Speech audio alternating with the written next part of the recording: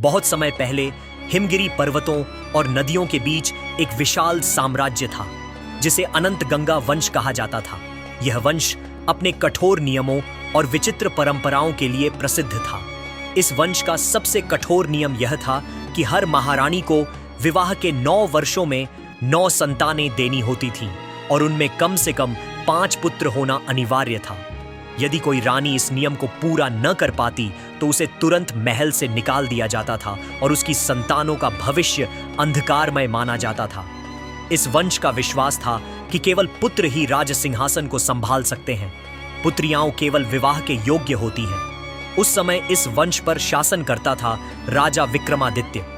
वह युद्ध कला में अतुलनीय था और उसके नाम से ही शत्रु भयभीत हो जाते थे।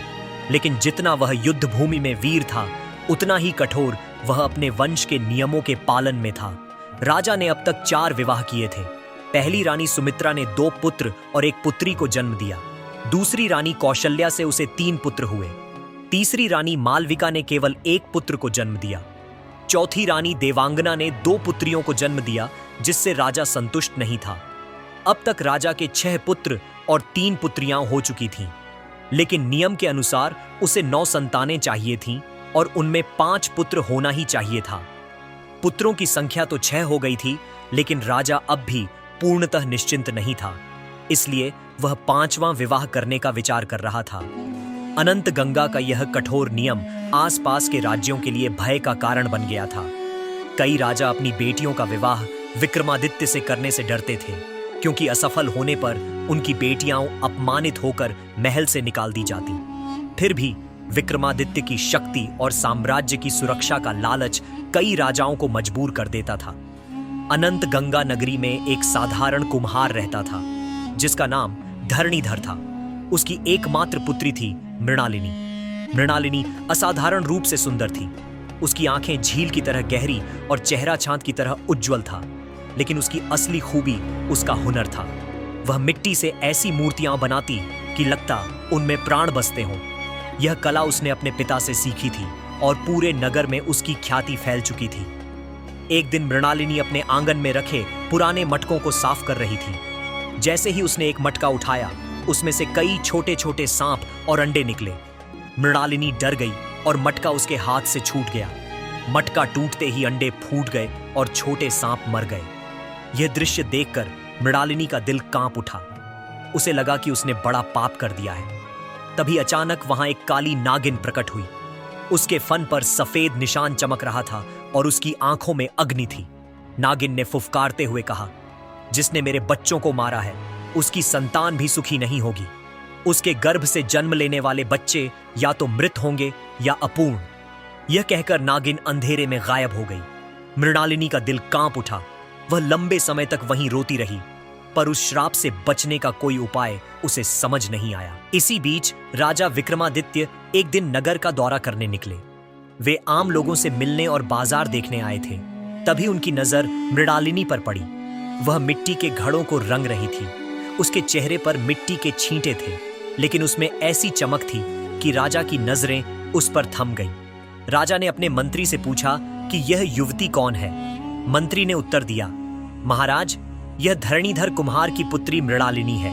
इसकी सुंदरता तो अद्भुत है ही, इसके हाथों की कला भी बेमिसाल है।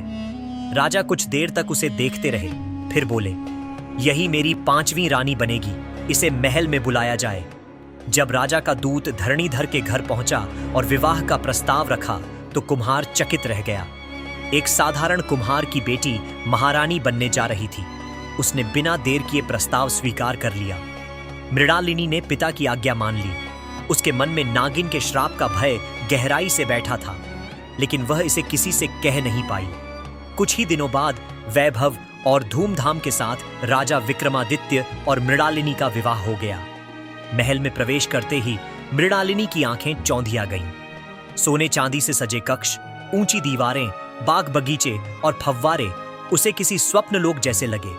लेकिन उसके हृदय में नागिन के श्राप की याद बार बार उठती रही। विवाह की पहली ही रात राजा विक्रमादित्य उसके कक्ष में आए। उन्होंने कहा, मृणालिनी, हमारे वंश का कठोर नियम है। तुम्हें 9 वर्षों में संतानें देनी होंगी और उनमें पुत्र होना अनिवार्य है। इसके लिए तुम्हें विशेष औषधियां दी जाएंगी ताकि संतानें स्वस्थ और योग्य हों। राजा की बातें सुनकर मृणालिनी का रक्त जम गया। उसे नागिन के श्राप की याद आई और उसका मन भय से कांप उठा। राजा उसके भय को समझ न पाए, लेकिन उसके चेहरे की फीकी पड़ती रंगत ने उस रात की शांति छीन ली। दिन बीतते गए और मृणालिनी ने धीरे धीरे महल की भव्यता के बीच अपने लिए जगह बनानी शुरू की। लेकिन उसके दिल में नागिन के श्राप का भय हमेशा मौजूद रहता था। हर बार जब कोई उसके पास संतान के विषय में बात करता, उसकी आत्मा कांप उठती। राजा विक्रमादित्य उससे बहुत प्रेम करने लगे थे। बाकी रानियों से अधिक समय वे मृणालिनी के साथ बिताते। उसकी सुंदरता और सरलता ने उन्हें बांध लिया था। कुछ महीनों बाद महल में खबर फैली कि मृणालिनी गर्भवती है। जैसे ही यह समाचार फैला, पूरे नगर में उत्सव मनाया गया। ढोल नगाड़ों की गूंज चारों ओर सुनाई दी।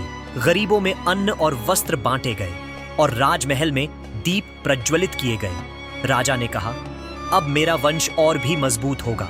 मेरा विश्वास है कि यह संतान एक योग्य पुत्र होगा। मृणालिनी मुस्कुरा रही थी, पर भीतर से भय से टूटी जा रही थी। उसे याद आता कि नागिन ने कहा था, तेरी संतान सुखी नहीं होगी।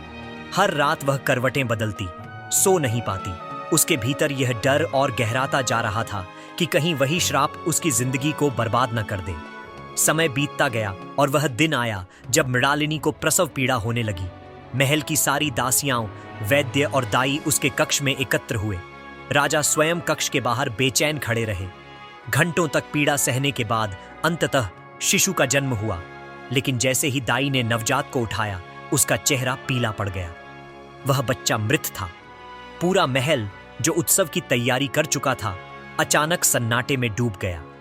राजा का चेहरा कठोर हो गया और मृणालिनी फूट फूट कर रोने लगी। उसने तुरंत समझ लिया कि यह नागिन के श्राप का परिणाम है। जब राजा भीतर आए तो उन्होंने देखा कि उनकी प्रिय रानी अपने शिशु को सीने से लगाए हिचकियां भर रही थी।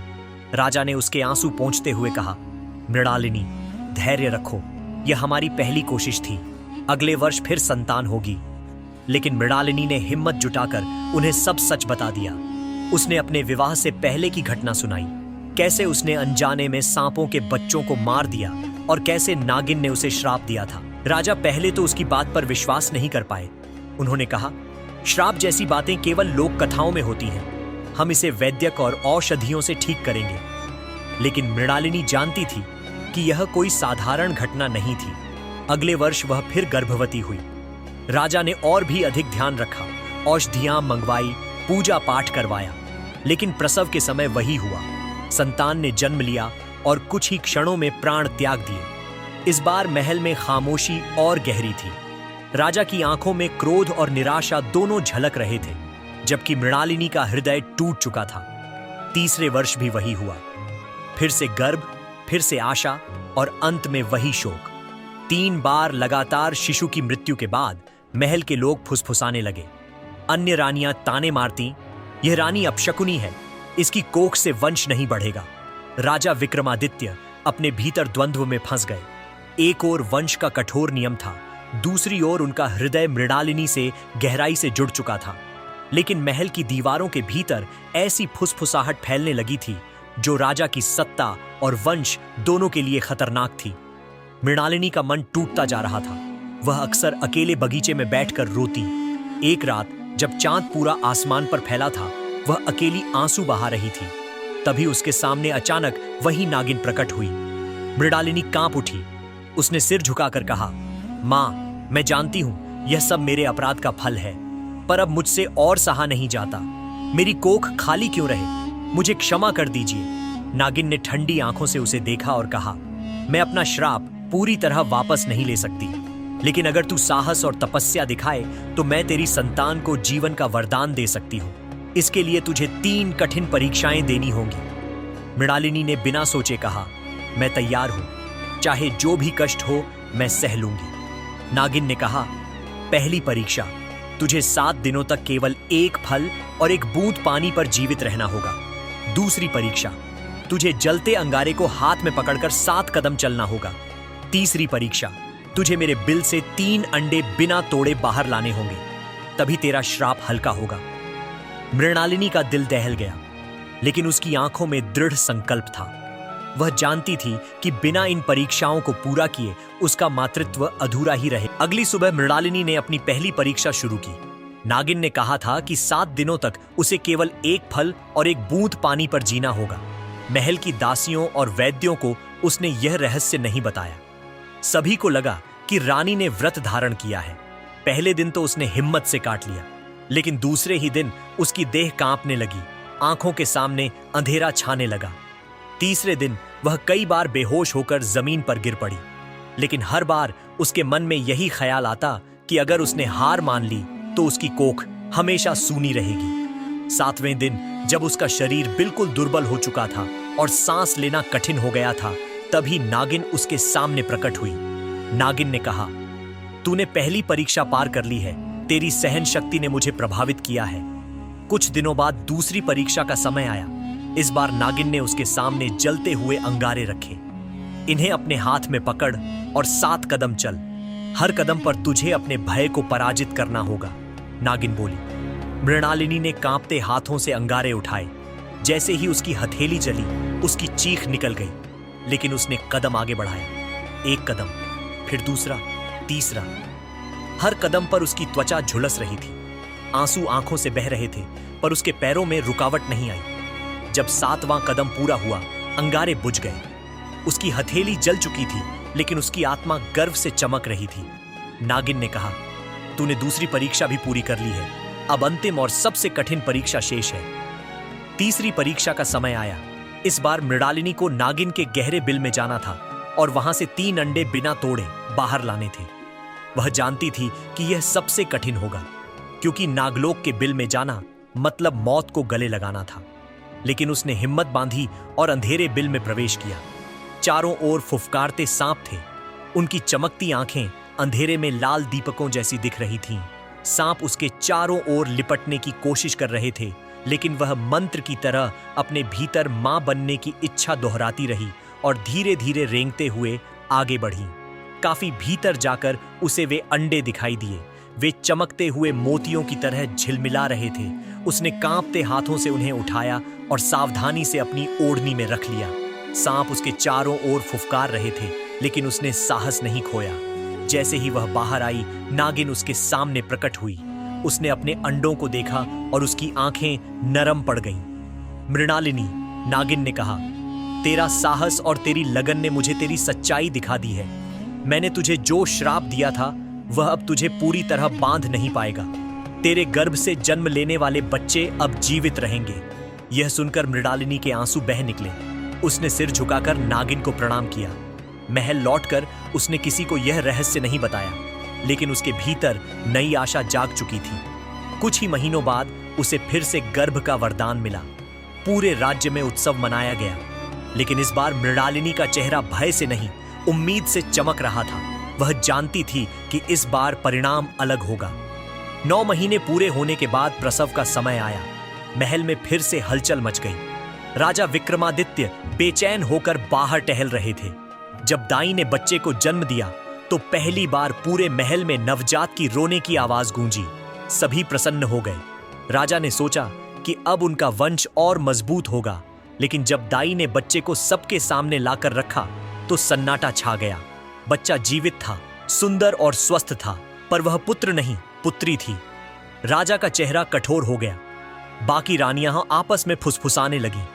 मृणालिनी ने अपनी बच्ची को सीने से लगाया और आंसुओं में मुस्कुरा उठी। उसके लिए यह सबसे बड़ा चमत्कार था।